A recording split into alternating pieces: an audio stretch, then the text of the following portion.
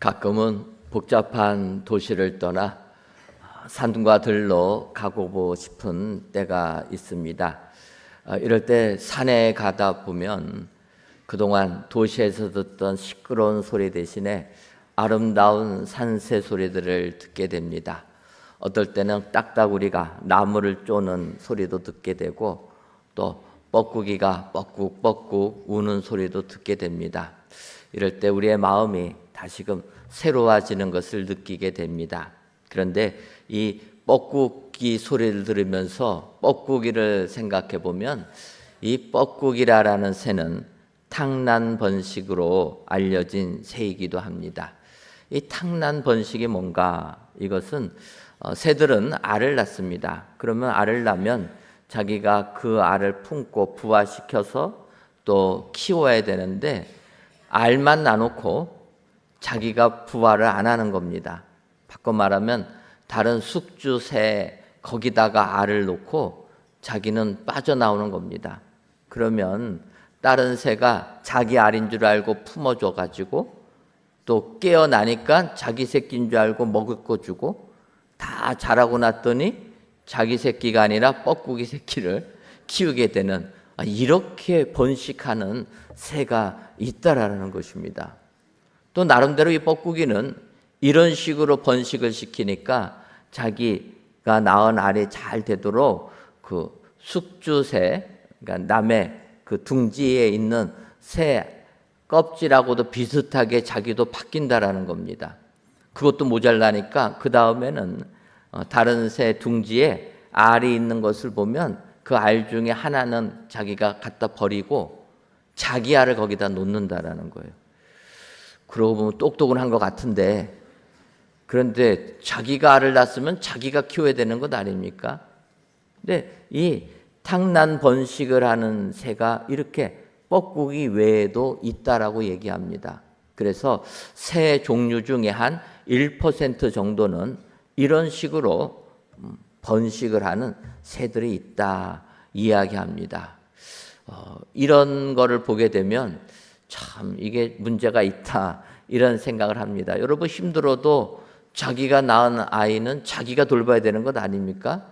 솔직히 여러분, 부모 되신 여러분, 아마 자기가 어른 되고 성장하면서는 자기 때문에 운 적은 한 번도 없을 것입니다. 그런데 자녀 키우다 보면은 울 일이 한두 가지가 아니지 않습니까? 자녀 양육하는 게 이렇게 힘듭니다. 힘듦에도 불구하고 나의 자녀니까 우리가 돌보고 관심 갖고 사랑을 베풀고 다 희생하면서 키우는 것인데, 이 뻐꾸기 같이 탕난 번식으로 이렇게 다음 세대를 키우는 이 새들은 그렇지 않다라는 것입니다. 저는 이 뻐꾸기를 보면서 참 마음이 조금은 힘들다 이런 생각을 하게 됩니다. 그런데 이런 뻐꾸기, 탕난 번식을 하는 뻐꾸기가 달리 오늘 본문 말씀을 보면 마태복음 13장 24절에 예수께서 그들 앞에 또 비유를 들어 이르시되 천국은 좋은 씨를 제 밭에 뿌린 사람과 같으니, 이렇게 예수님께서 가라지 비유를 하실 때 시작을 하십니다. 천국은 좋은 씨를 제 밭에 뿌린 사람과 같다. 여러분, 좋은 씨를 남의 밭에 뿌리면 어떻게 됩니까? 뻐꾸기처럼 자기 알을 남의 둥지에다 놓고 나면 이 뻐꾸기가 뻐꾸기입니까? 아니면은 이 맡겨놓은 그 새의 자식이 됩니까? 혼란한 것 아닙니까? 여러분, 좋은 씨를 남의 밭에다가 심겨놓으면 이 알곡이 누구 건지 어렵다라는 것입니다. 그런데 오늘 말씀 보게 되면 천국은 좋은 씨를 자기 밭에 뿌린 사람과 같다 얘기하는 것입니다. 좋은 씨를 내 밭에 뿌려가지고 좋은 열매를 맺으려고 하는 사람과 같다 이야기하는 것입니다. 우리 주님은 천국을 이렇게 이야기합니다. 친정 우리가 이 세상을 살다 보면은 힘들고 어렵고, 또 어떤 분들은 사단의 유혹에 넘어가서 죄를 저지를 때도 있습니다. 그런데 오늘 주님이 가라지 비유를 하면서 해주시는 그 말씀은 천국은 좋은 씨를 뿌린, 그것도 자기 밭에 뿌린 주인과 같다 이야기합니다. 오늘 이 시간 주님이 하시는 가라지의 비유를 살펴보시면서 진정 주의 이 마음을 알고 그 주님께 감사하는 저와 여러분들이 되시기를 바랍니다. 그렇다면 좋은 씨를 제 밭에 뿌린 주인의 마음은 어떠한 마음입니까? 먼저는 좋은 씨만 뿌렸다는 마음이라는 것입니다. 오늘 보면 마태복음 13장 27절과 28절 상반절을 보면 집 주인의 종들이 와서 말하되 주여 밭에 좋은 씨를 뿌리지 아니하였나이까? 그런데 가라지가 어디서 생겼나이까? 주인이 이르되 원수가 이렇게 하였구나 라고 말씀하고 있습니다. 여러분, 이 가라지 비유의 시작을 보게 되면 주인이 좋은 씨를 자기 밭에 뿌렸습니다. 그런데 밤중에 원수가 와서 그 좋은 씨 뿌려진 그 밭에 가라지를 또 뿌리고 나간 것입니다. 그래서 이제 이 씨앗들이 자라다 보니까 좋은 곡식만 나는 게 아니라 가라지, 쓸데없는 오히려 곡식을 해치는 가라지들도 나왔다라는 것입니다. 그거를 보고 그 주인의 종이 물어보는 겁니다. 주인님, 분명히 좋은 씨앗들만을 뿌렸는데 이 가라지들은 어디서 난 겁니까? 그때 주인이 하는 얘기입니다. 원수가 이렇게 하였구나. 주인의 이 말은 바꿔 말하면 나는 좋은 씨앗만 뿌렸다라는 것입니다. 이 가라지는 원수가 뿌렸다. 바꿔 말하면 우리 주님은 우리들을 사랑하셔서 우리들을 좋은 씨앗이라고 여겨주신다라는 것입니다. 여러분, 우리가 이 땅을 살다 보면 죄악에 빠질 때도 있습니다.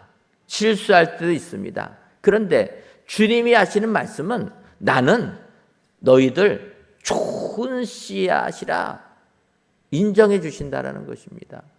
세상을 살다 보면 실패해서 절망 속에 있는 분들이 계실 수 있습니다. 그런데 주님은 그렇지 않습니다. 나는 너희들을 가장 좋은 것으로, 좋은 씨로 내가 심었기 때문에 너희는 좋은 열매를 맺는 자들이라. 주님이 믿어주신다라는 것입니다. 여러분, 주님이 이렇게 우리를 믿어주는 게 우리에게 은혜요 복이 되는 줄 믿습니다. 우리가 실수하는 것은 너희들이 잠시 사단의 유혹에 넘어간 것뿐이지 너희 자체는 좋은 씨앗이라는 것입니다. 이럴 때 우리는 다시금 힘을 내고 주님으로 돌아갈 수 있는 능력자들이 되게 되는 줄 믿습니다. 세상에 살다가 실패한 자들은 낭망하고 절망하여서 아예 주께로 돌아오려고 안 하는 것입니다. 그런데 주님이 하시는 말씀입니다. 나는 너희들을 가장 좋은 씨앗으로 인정하고 있다. 세상 살면서 실패하더라도 너희는 좋은 씨앗인 것을 믿고 나에게로 돌아오라. 주께서 우리에게 말씀해 주시는 줄 믿습니다. 창세기를 보게 되면 12지파의 아비가 되는 야곱이 등장합니다. 야곱의 12아들들이 이스라엘의 12지파의 조상이 되지 않습니까? 그런데 이 야곱을 사도 바울은 로마서 9장 13절에 기록된 바 내가 야곱은 사랑하고 에서는 미워하였다 하신과 같으니라 이렇게 말씀하고 있습니다. 하나님은 야곱은 사랑했다 얘기하는 것입니다. 그런데 우리가 아는 대로 야곱의 이름의 뜻이 무엇입니까? 속이는 자라는 것입니다. 하나님은 야곱을 사랑하셨는데 야곱이라는 사람은 이름 그대로 남 속이는 것만을 했던 사람이라는 것입니다. 우리가 아는 대로 형 에서가 배고플 때 팥죽 한 그릇 가지고 장자의 명분을 산 사람 아닙니까? 그것도 부족해서 어머니 리브가와 공모하여 가지고 아버지 이삭을 속여서 장자의 축복을 가로챈 사람이 야곱이라는 것입니다. 바꿔 말하면 야곱이라는 사람은 하나님이 그를 사랑했음에도 불구하고 그가 이 땅을 살아가는 삶의 내용은 속이는 자로서 남의 것 가로채고 요즘 말로 하면 사기치고 빼앗는 사람이라 이렇게 얘기하는 것입니다. 뿐만 아니라 야곱이 12아들을 낳았는데 이 아들들도 아버지 야곱처럼 속이는 일에는 익숙한 사람이라는 것입니다. 여러분, 어떤 일이 생깁니까? 야곱의 아들이 12명이고 딸 디나가 1명 있었습니다. 근데 그 디나가 가나안 땅 세겜 지역을 구경가로 갔다가 세겜 땅 추장, 이름이 똑같습니다. 세겜에게 욕보임을 당하게 됩니다. 그때 그 디나의 오라버니들, 바꿔 말하면 야곱의 아들들이 분노합니다. 그러면서 이걸 어떻게 해야 돼 하는데 그 욕보인 추장 세겜이 그 디나하고 결혼했으면 좋겠다 제안을 합니다. 그때 야곱의 아들들이 이렇게 얘기합니다. 우리는 하나님을 믿는 백성이기 때문에 너희들 이방인들하고는 결혼을 할 수가 없다. 그러나 만약 네가 내 동생 디나와 결혼하기를 원한다면 하나님의 백성이란 표식인 할례를 받으면 우리가 결혼을 하겠다, 시켜주겠다 이야기합니다. 그 말에 추장 세겜이 자기뿐만 아니라 마을 사람들 설득해서 다 같이 할례를 받고 이제는 이 이스라엘 백성들과 함께 우리가 행복하게 지내자 선언을 합니다. 그리고 그들이 할례를 받게 됩니다. 할례를 받고 힘들어서 못 움직일 때 어떤 일이 벌어집니까? 야곱의 아들 시므온과 레이가 칼 들고 그 할례 받아 고통 속에 있는 추장 세겜을 비롯해서 모든 남자들을 죽이고 말았다라는 것입니다.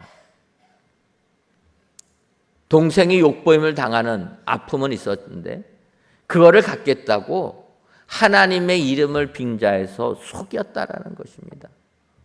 그리고 그들은 죽이고 말았습니다. 그러니까 아버지 요셉, 야곱처럼 이 아들들 속이는 일에 익숙한 것입니다.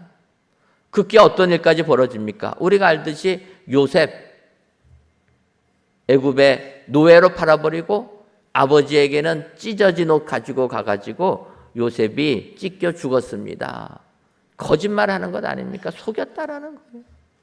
우리가 아는 대로 야곱 아들 요셉이 죽은 줄 알고 마음에 묻고 살다가 요셉이 총리가 되어서 요셉에게 왔을 때 그제서야 요셉 살아난 걸 알았던 것 아닙니까? 그런데 이와 같은 속이는 자 이름 그대로 야곱의 인생을 보게 되면 하나님이 그를 사랑했지만 그는 어렸을 때부터 남 속이는 일에 이력이 난 사람입니다. 아들들도 그것을 본받아서 속였는데 말년에 그가 애굽에 내려와서 바로를 만났을 때 그는 축복의 사람으로 바뀌었다라는 것입니다. 창세기 47장 7절을 보면 요셉이 자기 아버지 야곱을 인도하여 바로 앞에 서게 하니 야곱이 바로에게 축복하매, 또 10절을 보면 야곱이 바로에게 축복하고 그 앞에서 나오니라. 속이는 사람이었는데 그의 마지막 인생의 모습은 축복해주는 사람으로 바뀌었다라는 것입니다. 그리고 우리가 알듯이 창세기 49장을 보게 되면 야곱이 그의 12아들들에게 분량대로 그들의 분량대로 축복해 줍니다. 한 사람 한 사람 이름 불러가면서 너는 이런 자가 되라, 너는 이런 자가 되라 축복해 줍니다. 그리고 그 축복이 끝났을 때 마지막 절을 보게 되면 야곱이 아들에게 명하기를 마치고 그 발을 침상에 모으고 숨을 거두니 그의 백성에게로 돌아갔더라. 여러분, 야곱의 마지막 모습은 축복해 주는 사람이 되었다라는 것입니다. 하나님이 사랑했음에도 불구하고 속이는 자로서 평생을 살다가 마지막 죽을 때는 오히려 12아들들 축복해 주면서 숨을 거두었다라고 성경이 말씀하고 있는 것입니다. 여러분, 이게 무슨 내용입니까? 하나님께서 좋은 씨앗을 심은 자는 중간에 어려움이 있어도 결론은 좋은 결실을 맺게 된다. 성경이 말씀하고 있는 것입니다. 오늘 이 예배를 드리시는 저와 여러분들, 하나님께서 좋은 알곡으로 다 택하신 줄 믿습니다. 저와 여러분을 사랑하셔서 하나님의 전에 나오게 하시고 하나님께 예배드리는 좋은 씨앗으로 택해 주신 줄 믿습니다. 그런 우리가 험한 이 세상 살다 보면 실패할 수도 있고 실수할 수도 있어서 사단의 유혹에 넘어갈 수도 있는 것입니다. 그러나 우리 하나님은 나는 너희를 좋은 씨앗을 심었다 믿어주기 때문에 우리는 이 믿어줌을 힘입어서 하나님께로 돌아가야 될 줄 믿습니다. 우리 주님은 끝까지 너희는 좋은 씨앗들이라 우리를 믿어주는 줄 믿습니다. 주님의 이 믿어주심을 기억하시고 다시 한번 탕자가 주님께로 돌아간 것처럼 주님께로 나아가셔서 주께 감사와 찬송을 드리시는 우리 은혜의 모든 성도님들이 되시기를 주님의 이름으로 축원합니다.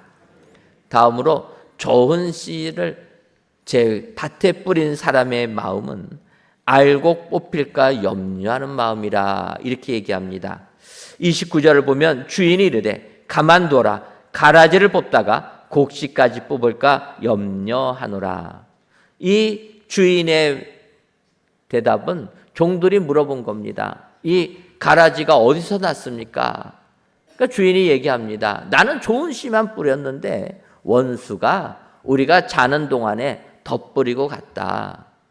그래서 가라지가 나은 것이라 이야기합니다. 그러자 종들이 다시 물어봅니다. 그러면 주인님, 이 가라지들을 우리가 뽑아버릴까요? 그때 주인이 하는 얘기입니다. 가만히 두라. 가라지 뽑다가 곡식까지 뽑을까 염려하노라. 우리 주님은 가라지에 관심이 있는 게 아니라, 그래서 뽑아 없애버릴 가라지에 관심이 있는 게 아니라 좋은 곡식, 그 곡식이 상할까를 더 염려한다라는 것입니다. 부끄러운 얘기지만 제가 지금은 머리가 이렇게 다 회색으로 많이 바뀌었습니다. 염색하고 싶은데 우리 권사님들이 염색하지 말라고 그래서. 근데 처음에 새치가 이렇게 하나씩 날 때는 그 새치를 어떻게 해야 됩니까? 뽑아버려야 되는 것 아닙니까? 그래서 저는 새치가 처음에 이렇게 하나가 났을 때 뽑아야 되는데 어떻게 뽑아야 됩니까? 거울을 보고 뽑아야 되는데 제가 좀 몸치라 보니까 이 거울을 보고 뽑는다고 딱 뽑았더니 뭘 뽑습니까? 잘하시네요.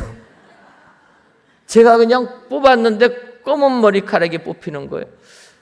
그래서 실패도 하고 다시 했는데 또 검은 머리. 젊었을 때는 그럼에도 불구하고 뽑았습니다. 근데 이제 나이가 들다 보니까 머리카락이 빠지는 거예요. 이제는 검은 머리 하나가 귀하지 않습니까? 그래서 흰머리 뽑겠다고 검은 머리 뽑을까 봐 제가 지금은 안 뽑습니다. 안 뽑으니까 어느 순간 이렇게 회색빛로 바뀌었는데 여러분, 주님이 하시는 말씀입니다. 가라지 뽑다가 알곡 뽑을까 봐 가만히 두라라는 거예요. 가만히 두라라는 거예요. 주님은 가라지에게 피해를 주는 가라지에게 관심이 있는 게 아니라 알곡에게 관심이 있다라는 거예요. 내가 뿌린 그 씨, 그 곡식에 관심이 있지 가라지는 나는 관심이 없다 이야기합니다. 그런데 여러분, 세상 사람들은 그렇게 생각하지 않습니다. 내 마음에 안 들고 내 뜻과 다르면 이 사람들 없어지기를, 사라지기를 원하는 게 세상 아닙니까? 우리 교회는 겨울철에는 인도 선교를 다녀오고 여름에는 캄보디아 선교를 다녀옵니다. 이제 8월 달에 저희가 캄보디아 선교 가교화에서 40여 명이 어제부터 모여서 이제 훈련받고 있습니다. 또 우리가 캄보디아 생각하면은 가장 떠오르는 단어가 있습니다. 어떤 단어입니까? 킬링 필드라는 거예요. 죽이는 벌판이라는 겁니다. 무엇입니까? 이것은 폴포트 정권, 캄보디아 정권의 폴포트 정권이 1975년부터 79년까지 캄보디아 사람들을 그렇게 죽인 겁니다. 네, 왜 그렇습니까? 폴포트라는 사람을 보게 되면 이 사람은 프랑스 유학까지 갔다 온, 어찌 보면은 노동자였지만 엘리트 사람이라는 겁니다. 유학까지 갔다 온 사람입니다. 많은 걸 배워가지고 이제 캄보디아 땅에 왔는데 그는 꿈꾼 게 있습니다. 모든 사람들이 함께 일하고 함께 나눠서 빈부격차가 없는 평등한 사회를 만들자.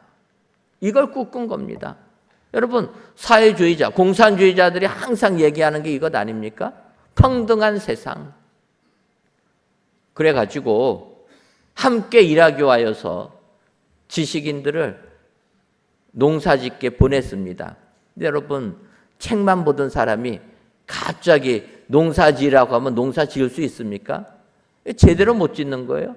그러다 보니까 불만이 생기고, 불만 생기니까 폴포트 정권이 어떡합니까? 다 죽여버린 거예요. 그렇게 해가지고 수백만 명을 죽인 겁니다. 여러분, 행복한 세상 만들겠다고, 평등한 세상 만들겠다고 했는데 사람을 그렇게 죽이는 거예요. 여러분, 이게 무슨 평등한 세상 되겠습니까? 우리가 6월달이 되게 되면 우리나라 사람들은 6.25 전쟁을 기억하지 아니할 수가 없습니다. 일본이 우리나라를 강제 점령한 다음에 2차 세계대전을 일으키고 일본이 패망했습니다. 당시 연합군들은 그 2차 세계대전을 일으킨 독일 분할해서 동독과 서독으로 나눠서 통치했습니다. 그러면 일본을 남북으로 나누든가 해서 통치되지 않습니까? 왜 연합군들이 갑자기 우리나라 식민 통치를 받았던 우리나라를 남북으로 쪼개버렸습니다. 38선으로. 우리는 힘이 없는 민족이었다 보니까 이렇게 외부의 힘에 의해서 남북이 갈라지는 고통을 당한 것입니다. 근데 그 고통 속에 북쪽에는 사회주의 국가, 남쪽에는 우리 대한민국이 만들어진 것 아닙니까? 근데 이 공산주의 사상을 가진 사람들은 어떡합니까? 자기들이 그렇게 원하는 지상낙원을 만들겠다고 1950년 6월 25일 새벽 4시에 200여 대의 탱크 밀고 내려온 것 아닙니까? 여러분, 탱크 보신 적 있으십니까? 그러면 탱크 앞에 서보신 적은 계십니까? 저는 탱크 앞에 한번 서본 적이 있었습니다. 그때 생각한 거예요. 야, 얘가 나한테 달려오면 자전거만 달려와도 무서운데 탱크가 오면 어떻게 되겠습니까? 그런데 그런 공산주의 사상을 가진 사람, 사회주의 사상을 가져서 자기들이 꿈꾸는 지상낙원, 그거 꿈꾸겠다고 탱크 밀고 내려온 겁니다. 그때 우리의 선배들이 자기 목숨 버려가면서 탱크 막지 않았으면 우리는 지금 없어진 것 아니겠습니까? 그들은 얘기하는 거예요. 자기들이 원하는 세상을 만들기 위해서는 탱크로 밀어버리는 것 아무것도 아니라는 거예요. 자기들이 원하는 지상낙원 만들기 위해서 탱크로 미는 것, 그래서 다 죽여버리는 것 아무 문제 없다라는 것입니다. 여러분, 주님은 그렇지 않으십니다. 비록 원수가 심은 가라지다 할지라도 우리 주님은 기다려 주시는 겁니다. 왜 그렇습니까? 알곡이 상할까 봐. 우리 때문에 참아주신다는 거예요. 우리는 세상에서 억울한 일 당하면 주님께 기도합니다. 주여, 나의 원수들 싹 멸하여 주옵소서. 그런 기도 하신 적 없으십니까? 저만 한 것 같은데 너무나 힘들게 하면은 우리가 그런 기도할 때가 있습니다. 그런데 여러분, 주님이 하신 말씀, 너를 위해서 원수를 없애는 게 아니라 너를 위해서 원수를 남겨준다는 것입니다. 여러분, 우리는 주님의 이 마음을 알아야 될 줄 믿습니다. 주님은 오직 주님이 택한 자를 염려하셔서 가라지를 남겨두시는 분이구나. 우리만을 염려하시는 분이시구나. 그거를 알고 내가 세상에서 힘들고 어려운 일 닥쳐도 주님의 이 마음을 이해하며 견뎌내야 될 줄 믿습니다. 주님은 우리를 택하시고 우리를 염려하셔서 우리를 붙들어주는 분이라 이 말씀을 가지시고 세상 아무리 힘들어도 주님의 말씀을 깨달아 세상을 이기시는 여러분들 되시기를 바랍니다. 마지막으로 좋은 씨를 제 밭에 뿌린 주인의 그 마음은 추수 때에 곡간에 넣는 마음이라 이야기합니다. 마태복음 13장 30절 보면 둘 다 추수 때까지 함께 자라게 두라. 추수 때 내가 추수꾼들에게 말하기를 가라지는 먼저 거두어 불사르게 단으로 묶고 곡식은 모아 내 곡간에 넣으라 하리라. 여러분 어떤 말씀입니까? 앞서 말씀드린 대로 가라지 곡식이 상할까 봐 염려해서 가라지 지금 뽑지 말라라는 것입니다. 하지만 추수 때가 있다라는 것입니다. 하나님이 심판하시는 때가 분명히 있다. 그때는 가라지는 불사르고 알곡은 모아서 내 곡간에 넣어주겠다. 주님이 약속하시는 겁니다. 여러분 이게 얼마나 우리에게 큰 은혜요 복이 됩니까? 정말 우리가 사는 이 세상은 너무나도 타락해지고 있습니다. 소돔과 고모라 타락했다고 얘기하는 것 아닙니까? 베드로후서 2장 7절을 보면 무법한 자들의 음란한 행실로 말미암아 고통당하는 의로운 롯을 건지셨으니 이 소돔의 상황을 사도 베드로가 간략하게 표현하는 것입니다. 어떤 겁니까? 무법한 자들의 음란한 행실이라. 그러니까 성적으로 타락하고 법이 없는 겁니다. 여러분 지금 우리가 살고 있는 이 시대도 그와 같이 가려고 하지 않습니까? 그런데 바로 이런 소돔과 고모라 땅 마지막에 하나님이 참고 참다가 마지막에 심판한다라는 것입니다. 하나님께서 소돔과 고모라를 심판하러 갈 때 먼저 아브라함에게 말씀해 주는 것 아닙니까?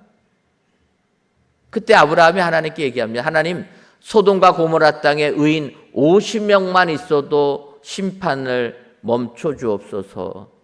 하나님께서 그래 50명만 있으면 내가 멈추겠다 약속해 줍니다. 그런데 아브라함이 생각해 보니까 50명은 도저히 없을 것 같습니다. 그래서 어떡합니까? 그때부터 하나님과 흥정하는 거죠. 그래서 40명, 30명, 20명, 마지막에 10명 합니다. 좀 더 깎아갖고 1명까지 했었으면. 근데 그거는 아니지 않습니까? 아브라함은 10명까지 깎고서는 도대체 더 이상은 안 되겠다. 그때 하나님이 약속합니다. 소돔과 고모라 땅에 10명만 있어도 내가 심판을 내리지 않겠다. 결론은 어떠합니까? 10명이 없었습니다. 결국 의로운 롯 식구만 구원을 받게 되는 것입니다. 여기서 보게 되면 하나님께서 분명히 추수 때가 있는 것처럼 마지막 심판 때가 있다라는 것입니다. 험한 이 세상, 무법한 이 세상, 음란한 이 세상 살 때 우리는 하나님의 이 말씀을 믿어야 될 줄 믿습니다. 이런 세상, 너희가 나를 믿고 예수를 믿느라고 고생하고 힘들지만 분명히 이 세상 심판이 있다. 하나님께서 말씀하는 줄 믿습니다. 그래서 심판 때 가라지는 다 불살라 버린다. 뿐만 아니라 이 심판 때 하나님께서 좋은 곡식은 내 곡간에 넣어주겠다. 여러분, 우리는 이 주인의 마음을 알아야 될 줄 믿습니다. 우리를 사랑하셔서 즉시 심판하지 아니하시고 마지막 때까지 참아주시는 주님, 그리고 마지막에 심판과 함께 하나님의 자녀들은 천국으로 인도해 주신다. 성경이 약속해 주는 줄 믿습니다. 우리 주님 예수님 십자가 달려 돌아가실 때 2명의 강도도 같이 다른 십자가에 매달려 있었습니다. 그 두 강도들이 어떡합니까? 한 강도는 오히려 주님을 비난합니다. 그런데 한 강도는 얘기합니다. 당신의 나라에 임하실 때 나를 기억하소서 부탁을 합니다. 그때 예수님께서 얘기하는 겁니다. 내가 진실로 내게 이르노니 오늘 내가 나와 함께 낙원에 있으리라. 여러분, 주님은 십자가에 달려 돌아가는 그 순간까지도 한 강도를 구원해 주신다라는 것입니다. 사실 십자가에 매달린 두 명의 강도는 어찌 보면 마지막 심판 때 쓴 것 아닙니까? 이제 십자가에 달려서 그들은 죽을 수밖에 없습니다. 그런데 두 명이 십자가에 달렸는데 한 명은 예수님 비난하다 죽고 맙니다. 그런데 나머지 한 명은 주님을 믿고 주님께 부탁하니까 주님이 구원해 주시는 것입니다. 여러분, 심판은 분명히 있는 것이고 그 심판 때 예수님 믿는 자, 예수님 의지하는 자 하나님께서 구원의 축복을 주신다 약속해 주는 줄 믿습니다. 오늘도 가라지 비유를 통하여서 예수님의 그 마음을 바로 아셔서 세상이 아무리 내가 이해가 안 가고 내가 세상에서 실패했더라도 우리는 주님이 심은 좋은 씨라 확신하시기를 바랍니다.